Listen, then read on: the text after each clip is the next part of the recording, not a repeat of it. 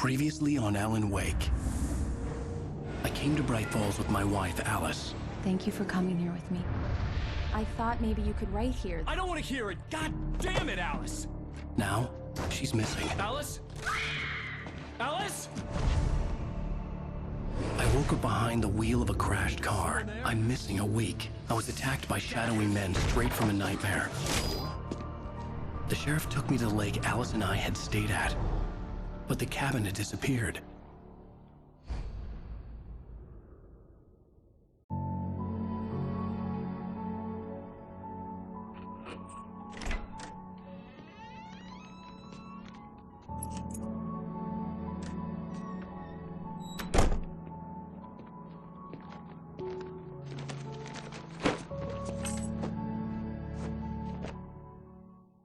Honey, I'm home. Back here, sweetie. How was it? Worst weather I've ever seen. You should put some coffee on. It'll warm you up. Coffee's on. Great, thanks. I'll need it if I'm gonna finish this by tomorrow.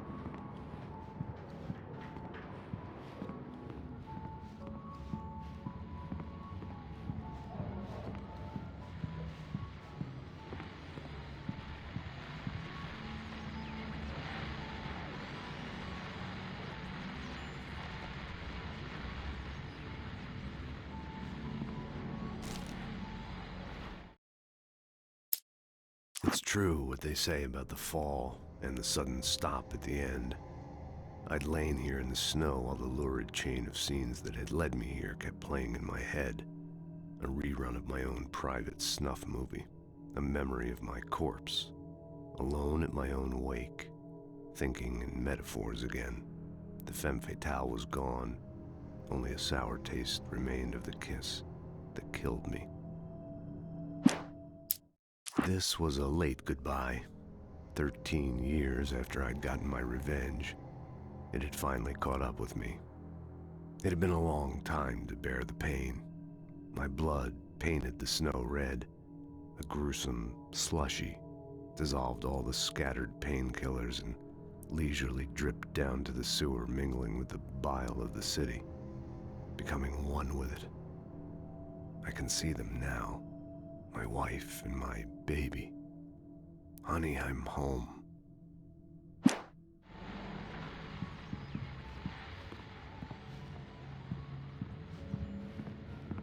Oh, hey, I just finished those cover mock-ups. They're on your desk. Tell me what you think. No kidding. I didn't think you'd get them done this quickly. On occasion, I can perform all sorts of miracles, my dear. Oh, really? Well, you seemed to think so last night.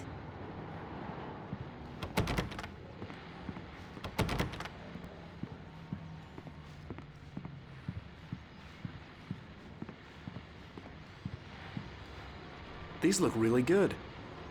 Oh, sure, until Barry gets his hands on them. Which, by the way, will happen over my dead body. The last time was the last time. Oh, and speaking of Barry, he called. Alan! Alan, please check the fuse box. I'm right here. I'm on it, honey. Please, hurry! Honey, it's a power outage. I've got the flashlight. Okay. Hi. You okay? I'm sorry. It just really spooked me. Don't worry. We'll just break out the candles. I know it's stupid, but it's just... especially when I'm not prepared for it, you know? It gets to me. I love you. Tell me a story, writer. Okay. I used to have these nightmares when I was a kid. The dark really spooked me, too. When it got really bad, my mom gave me this old light switch. She called it the clicker. The clicker, huh? Yeah. If I ever got scared of the dark, I could just flip the switch and a magic light would scare the monsters away. Oh, sure. Here it is. Alan. Maybe it'll help you, too. Yeah, nice story, writer boy. You made that up right now, didn't you? No. Seriously. I love you, even if you are a liar. Thanks for this.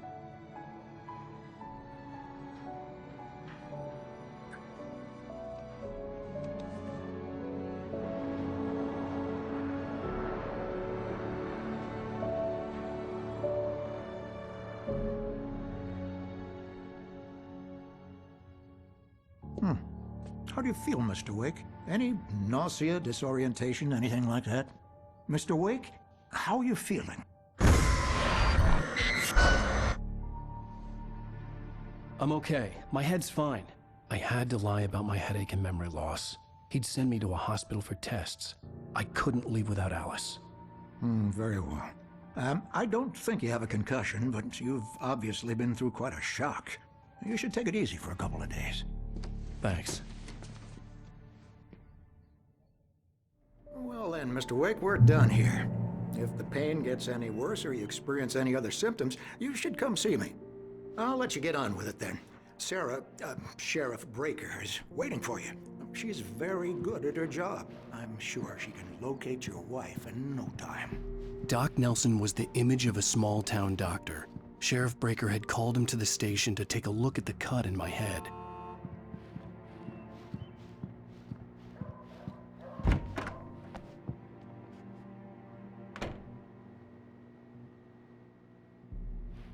Thank you for testing the lights, Miss Weaver.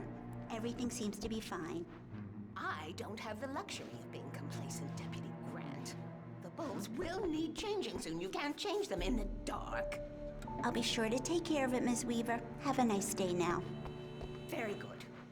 I'll come back later on to remind you, just in case. Mr. Wake, the sheriff is waiting for you in her office down the corridor.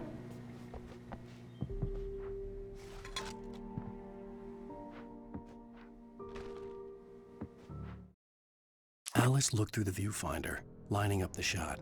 Cauldron Lake was breathtaking. Something caught her eye. A figure standing in the shadows behind the cabin, like a thin woman in a black dress. She lowered the camera and looked again. No one there. Just a collection of bushes that looked vaguely human-shaped. She shook her head and laughed.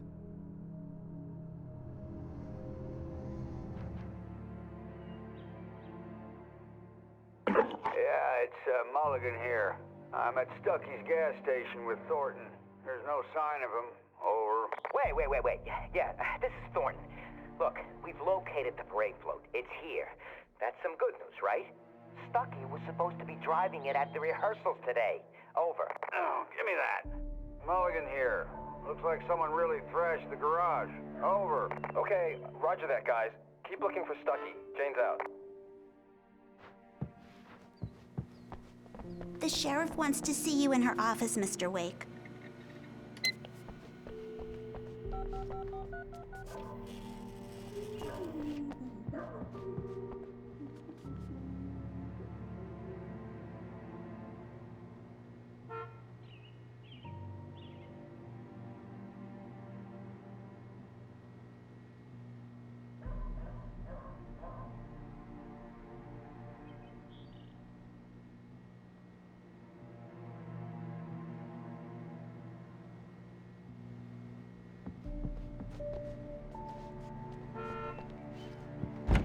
Come in, Mr. Wake. Your phone's on the desk. The battery was dead. It's charged now. Have you started looking for my wife yet? My men are already on it. Now, can you tell me what happened? I'm not sure. I can't remember. We were arguing. I walked out of the cabin. The cabin on Cauldron Lake? How did you end up at Stucky's gas station? I wanted to tell her what had happened last night, but I couldn't. She'd lock me up. Excuse me, I need to take this. Hello? Alan, please help me. Alice? Stop talking to the law. You'll do exactly what I say if you ever want to see your wife. Who is this? Go to the back lot. There's a hole in the fence on the left. Look inside the junker. I left a little something there to convince you we're all on the same page here. After you ditch the cops, you're gonna meet me in Elderwood National Park. There's a spot called Lover's Peak. Midnight. Don't do nothing stupid, pal. We're watching you. Mr. Wake, can I help you with anything? I need to get some air. The sheriff said I could go out back. Of course, Mr. Wake. You can get there through the cell corridor. Just don't mind Walter in there. He's one of our regulars. I thought he'd quit drinking for good. Oh, no such luck. He went on a bender and beat Danny pretty badly. He started shouting like The that deputies, they don't understand. They won't listen to me. I I need it to be bright in here!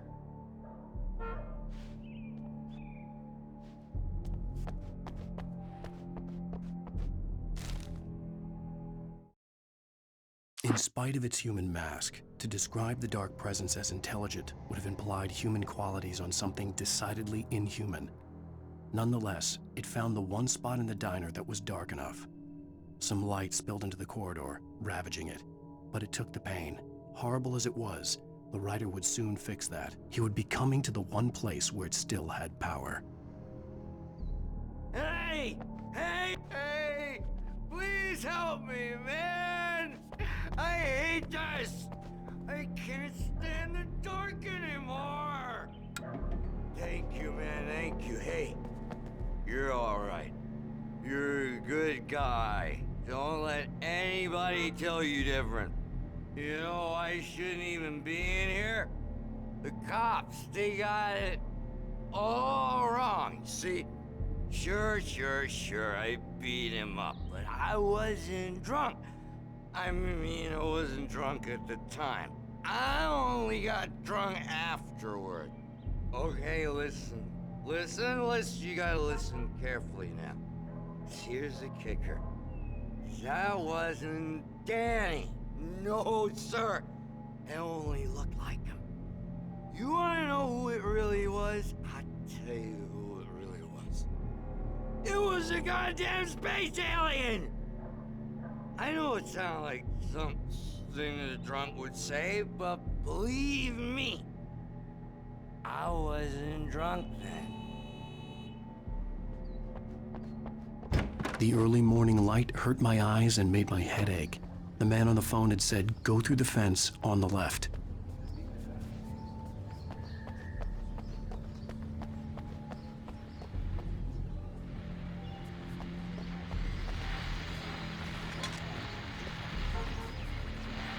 Well, folks, it's been another long night, and it's about time for me to sign off for a while. God knows I need my beauty sleep. Just one more item before I go.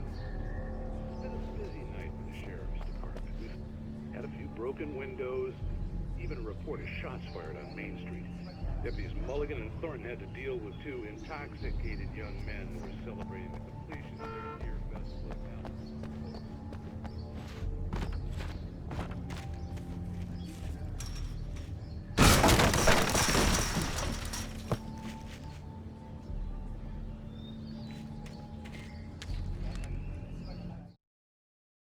The kidnapper fired his gun one last time, and the shadow vanished into the darkness it had come from. See? Nothing to it, Wake. The thought of Alice in his hands was revolting. We stood on the wooden platform of Lover's Peak, the waterfall and the mountain behind us, the lights of the radio mast blinking red in the heights above. I fought with the urge to take a swing, force myself to speak. Let's cut the act now. Where's my wife? Alice's driver's license had been placed on the front seat. The caller meant business. The caller had told me to find a hole in the fence behind the police station. There was something for me in an abandoned car. Barry? Ow! Thank God! Where the hell have you been? I've been trying to reach you for a week, you and Alice. Oh, I've been worried sick. I flew out yesterday. I'm here in Bright Falls. Barry, listen to me. I'm at the sheriff's station.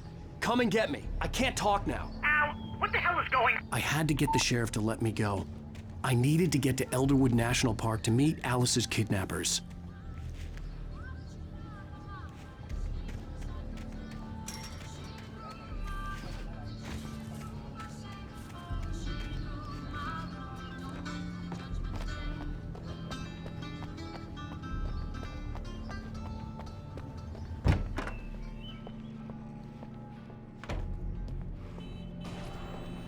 A writer is a light that reveals the world of his story from darkness, shapes it from nothingness.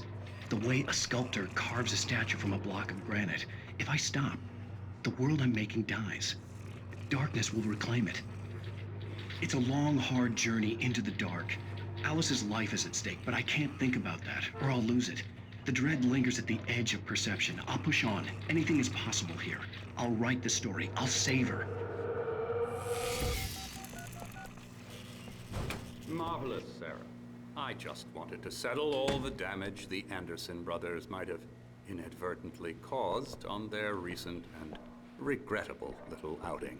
They are not accountable for their actions, of course. I can assure you that my staff has been reprimanded. Tor and Odin never caused any trouble to anyone when they were still living at their farm. Indeed. All we can do is to slow down the progress of their dementia. Are you feeling any better, Mr. Wake? I'd like to leave. Am I free to go? Well, we still need to talk about... Am I under arrest? No, of course not. But I need to know where you'll be staying so I can get in touch with you. I'd avoid the motel. The Majestic is known for its roaches. The cabins at Elderwood are pretty nice, though. That sounds perfect. I'm Dr. Emil Hartman. I'd like to invite you to stay at Cauldron Lake Lodge. Did you talk to my wife? I had the pleasure of discussing your situation with her on several occasions. Did you set something up with her? I invited her here. My clinic is a place where... Oh! Hey! Oh, my! Take it easy. Hey, nobody move! Get your hands off of my client! Who are you? I'm Barry Wheeler, his agent. If you have business with Mr. Wake, you talk to me. You yokels won't know what hit you once I sick my lawyers on your asses. No harm done, Sarah. I'm all right. I don't want to press charges. Mr. Wake, my offer still stands. Get me out of here. What the hell was that about, Al? We don't need a replay of that thing with the paparazzi. I thought they were gonna lock you up. I had to talk to someone. I told Barry everything. He thought I was certifiable, but when he heard about the manuscript, I had him. The fact that I'd written something, even if I couldn't remember it, was enough for him. He smelled money. And he believed that Alice had been kidnapped. Anything beyond that was another story. I had a midnight appointment with the kidnapper in a place called Lover's Peak, somewhere in Elderwood National Park. The plan was to rent a cabin. I don't like it, Al. I don't like any of it. It's not good. In fact, it's the absolute opposite of good. Mr. Wake! Barry, you found him. Hi, Rose. Oh, wow. I was just thinking about you, too. Great. I was just bringing Rusty some coffee. He's on the balcony, looking after Max. Poor thing. I really need to go. Great to see you again, Mr. Wake. Later! Who's Max?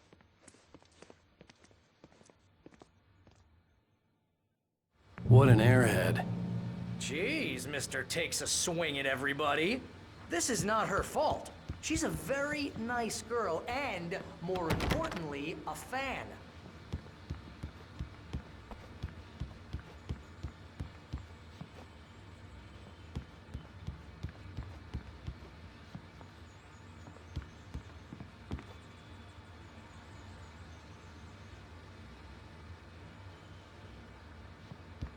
Seriously, Al, what you were saying in the car, just listen to yourself. What, you shot a guy and his body just disappeared? When was the last time you slept? What, are you high?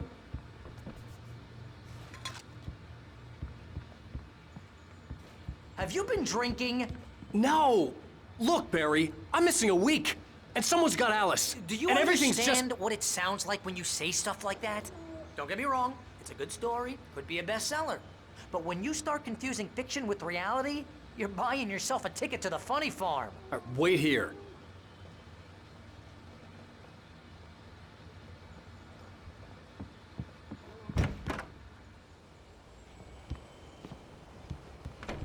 Easy there, boy. I'm almost done. Hey, Rusty, right? You rent cabins. Oh, Mr. Wake. I'd shake your hand, but mine are kind of full here. Actually, I'm sorry about this. Would you mind grabbing the registration form from the desk? It's just across from Bucktooth Charlie. Okay, sure. What happened? Crazy poachers. Max here got his foot caught in a trap. They're illegal to use here. Hell, you're not supposed to hunt within the park at all. But that doesn't stop some lowlifes. Well, at least Max is gonna be okay. He got lucky. Max is still groggy from the shot I gave him, and I'd rather not leave him alone just yet. The form's on the desk across from the mammoth skeleton. Al, you can't just go and meet a kidnapper. Those situations always end up in disaster. You gotta talk to the cops. She's my wife, and it's my call. Can we talk about this later? No. This whole thing, Listen, you hit your head. I mean, geez, Al, come on. You gotta understand how crazy all this sounds. If you're trying to pull a joke on me, freak me out, it's working. Ha ha, let's have a laugh on Barry. Well, you had me going there real funny, Al. You can quit it now.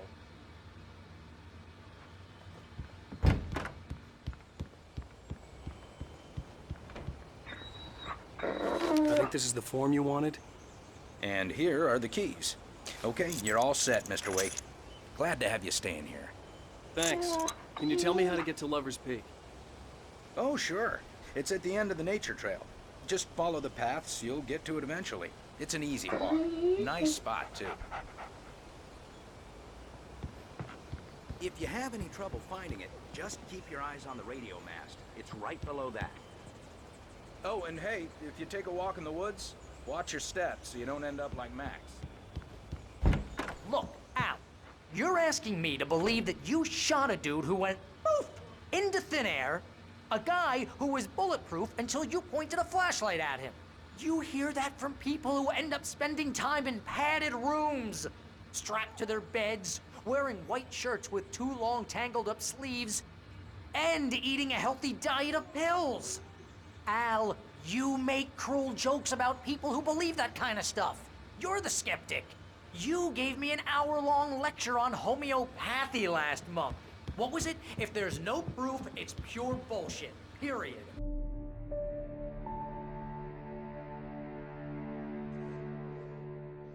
That's just crazy talk, Al. Al? Al? We should go to the sheriff or call the FBI. Damn it, Barry, they'll kill her! This is not a goddamn debate, Barry. I'm going to Lover's Peak. He said to come alone. Okay then. I understand. You're my best friend, and I'm worried that you're not right in the head. Tell me what to do to help, and I'll do it. You stay here, and if I'm not back by morning, call the cavalry. Achoo! Achoo! Just be careful with the natives, Al. These yokels are dangerous. Everybody hates a tourist, or it'll be Deliverance all over again. Achoo!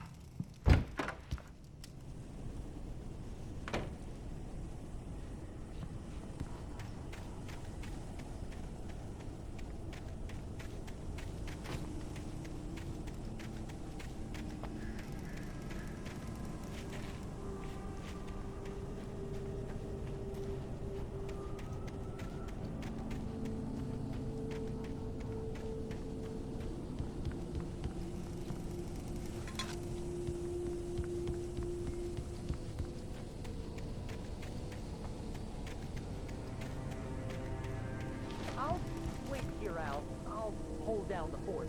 I'll be with you in spirit every step of the way, Al. Walk through the door now.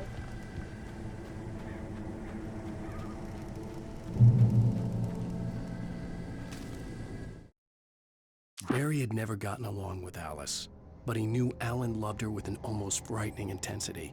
And now something had happened to Alice. And here was Al armed with a gun and saying things people got put in padded cells for. It was as if his friend had experienced a massive psychotic episode and was now totally disconnected from reality. It scared the shit out of Barry.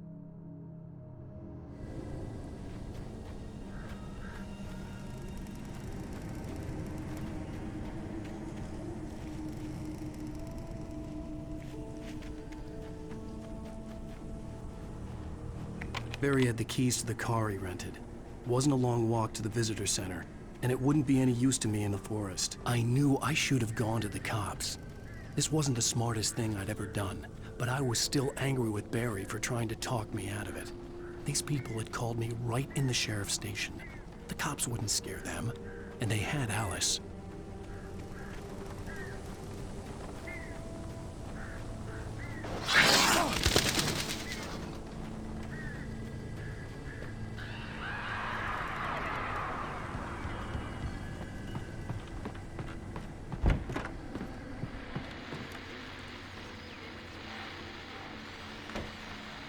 Welcome back to the show, folks. As promised, our very own Dr. Nelson has just parked his rear end in the studio. Doc, what's your Deerfest plan like?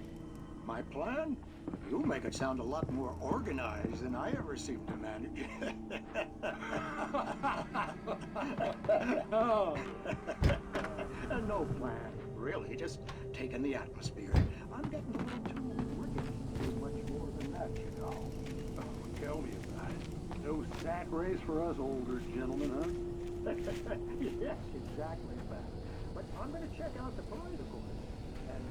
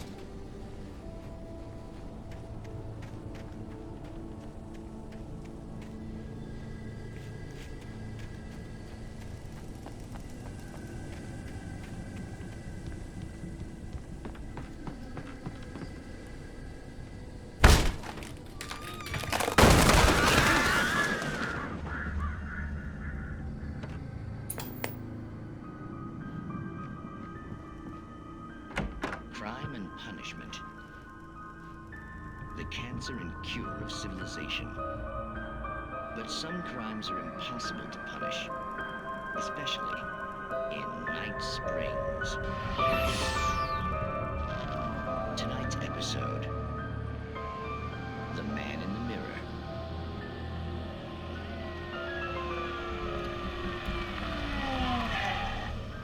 He's inside, Agent.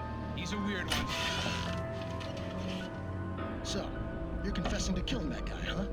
Why? Had it coming? Yeah, but why would you do that? I mean, you're a nice guy. Normal.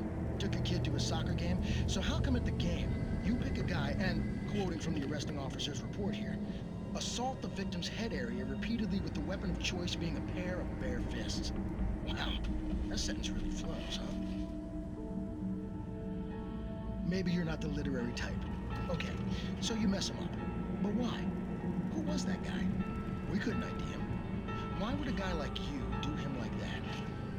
I didn't like his face?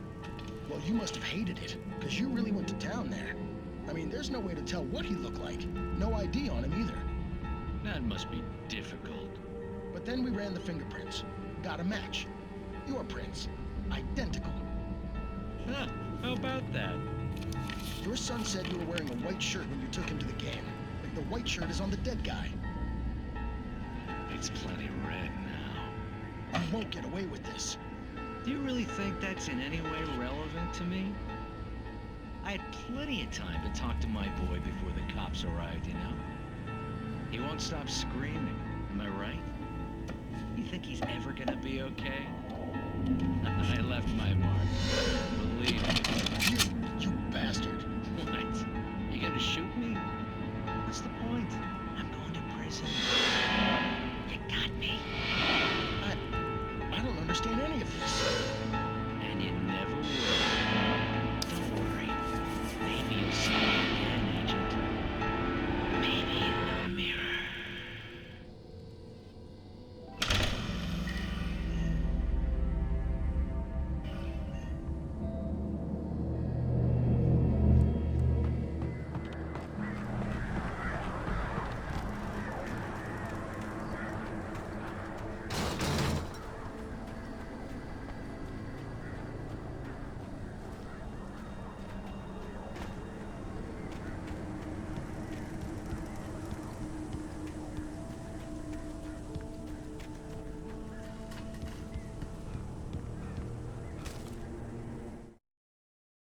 Rose knew that Rusty was in love with her, and she liked him too.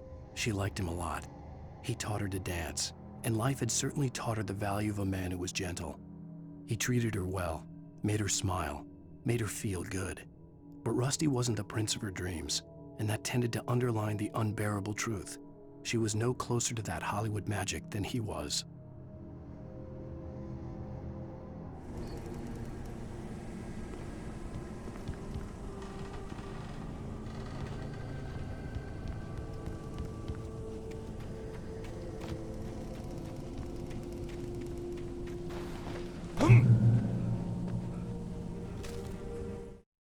The air in the visitor center was heavy with an awful smell, as if some rotten drowned thing had crawled up from its grave. Rusty kept coughing blood. My eyes were drawn to the twisted shape of his broken leg. The attack had been vicious. Max whined in his cage. Rusty's eyes were wild with fear and terror. He gasped. "Mr. Wake, it happened just the way it was on that page."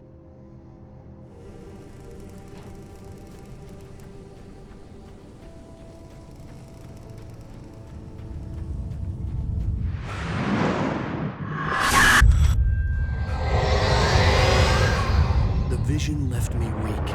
This was no head injury. Rusty, damn. Rusty, hang on! Oh, God. I'm coming! Please, help me!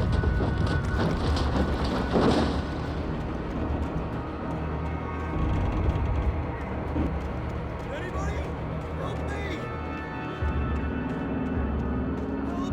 Help me! Can you hear me? Anyone? Please help! Help me! Hello? Back here. I'm back here. Hey, please help. Mr. Wake? Oh, hell. It happened just the way it was on that page. I found. Came true. It knew. So dark. It'll come back for me. You must... The lights. In the office. I have the key. Okay, Rusty. Hang on. I'll be right back. Whatever did this couldn't be far. Rusty had found a page from the manuscript. It would help me understand what had happened.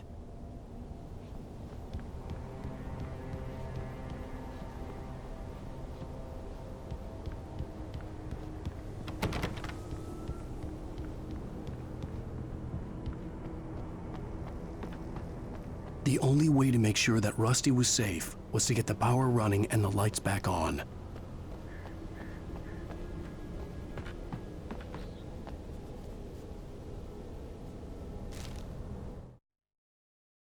The visitor center was sturdy, but the impact turned the front of the building into splinters.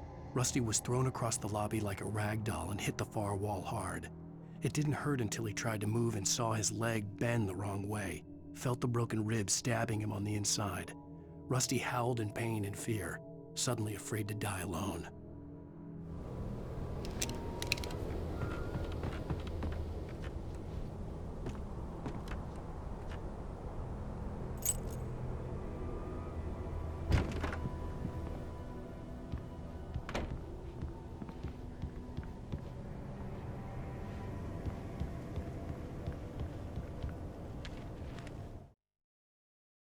At the last instant, I changed direction and threw myself down. The axe splintered the trunk of a tree. I stumbled into the pool of bright light. My lungs burned. I was too exhausted to move. I tensed as I waited for the killing blow, but it never came. I raised my head. Nothing moved in the darkness beyond. For the moment, bathed in the cold light, I was safe.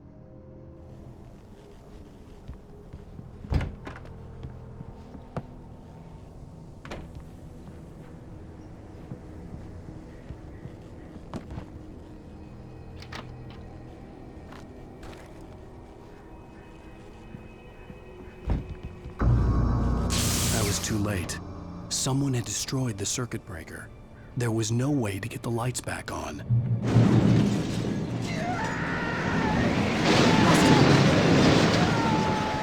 Rusty!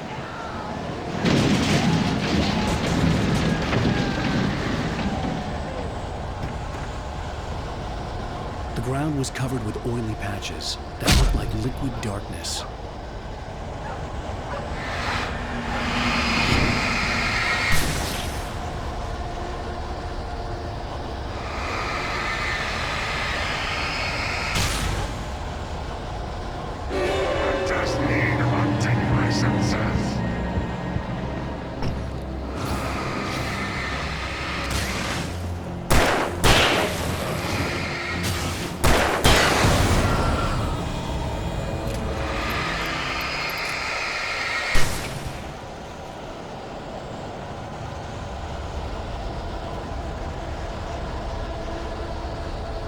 Something had torn a mammoth-sized hole in the wall.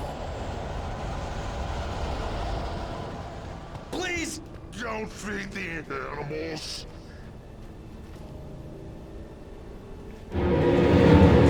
Fishing!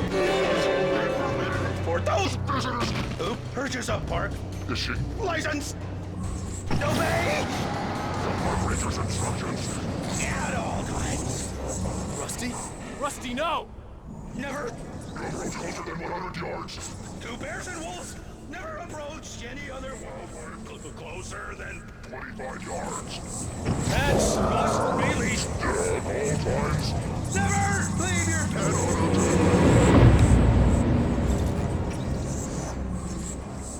It is against the law. From the park.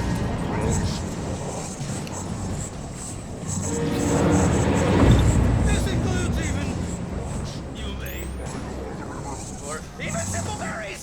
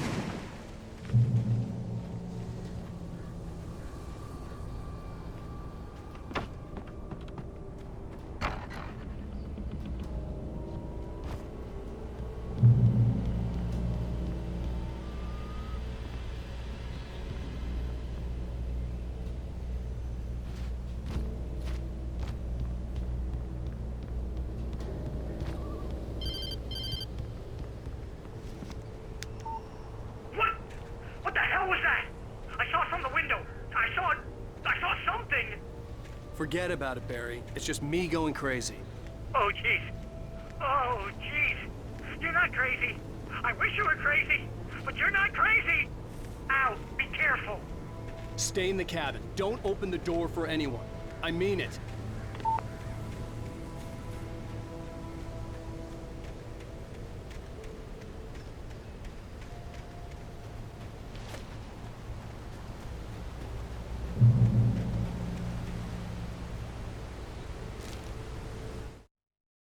In that last instant of consciousness, Rusty thought about Rose. He was older than she was. Rose was barely out of her teens, but she made him feel young and forget what a train wreck his long-dead marriage had been. He still wore the ring. He'd been waiting for her to tell him to take it off. Now she never would.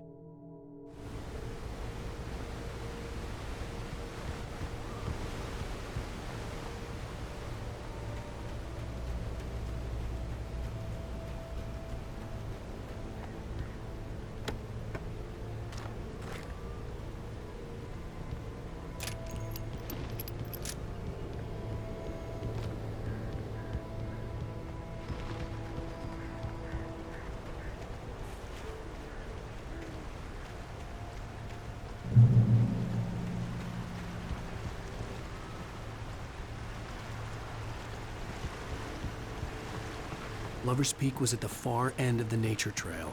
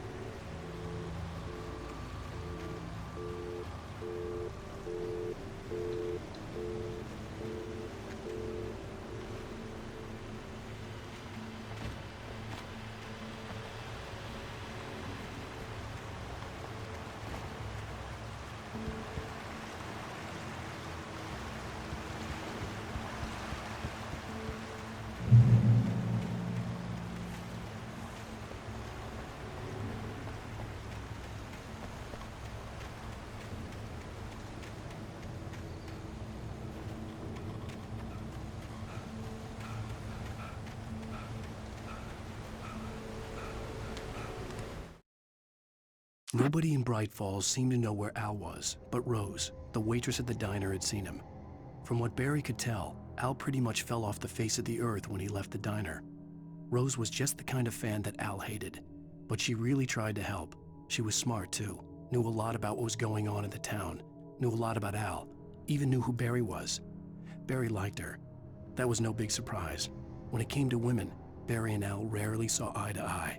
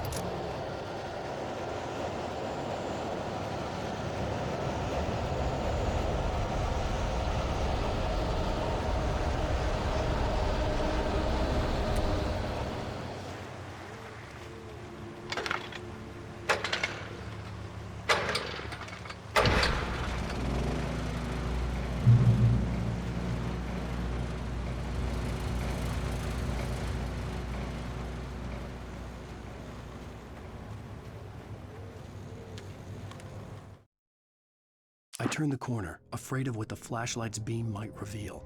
Suddenly, a roughly painted symbol of a torch glowed in the light. Behind it, hidden by a rock, sat a battered metal trunk. It was here for a reason, packed with supplies, batteries, flares, ammo, things you need to make it through the darkness of the night. Something left behind by someone who knew what I knew, and more.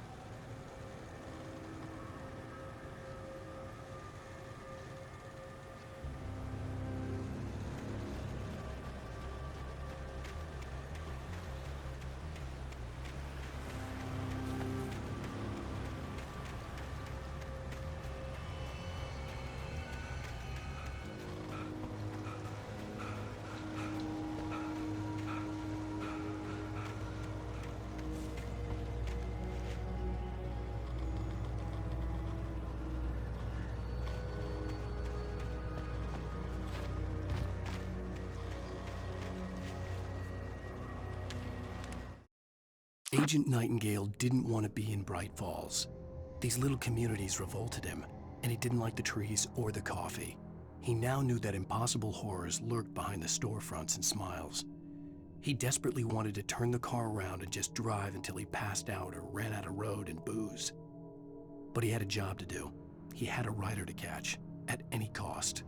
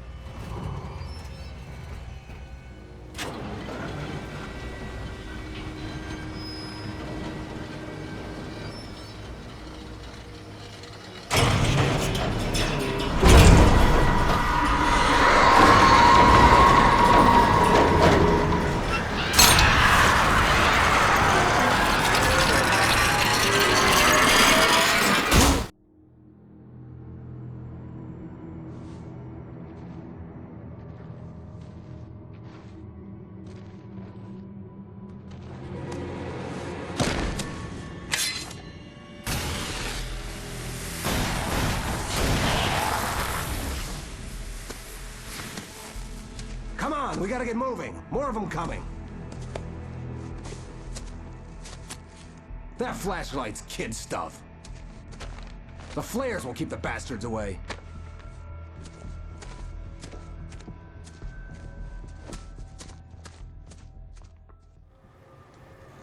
You can see them too? Hell, of course I see them. Come on, we gotta move. Why? Because that's the way the story goes. Yeah, but... Let's move! I lost my gun back there. Oh, I've got a gun. Just keep that light steady on him. It took a moment, but then I recognized him. He'd been on the ferry when I first arrived here with Alice. He knew my name.